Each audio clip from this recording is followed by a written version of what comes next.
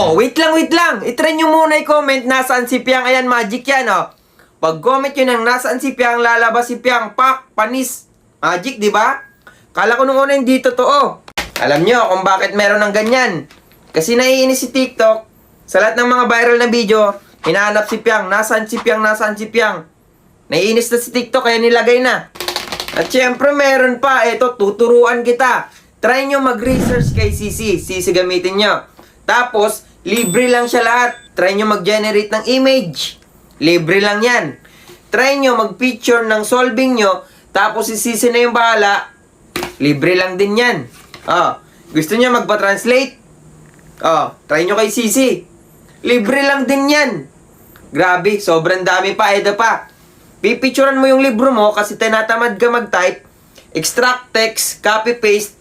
Oh, di ka na maghihirap.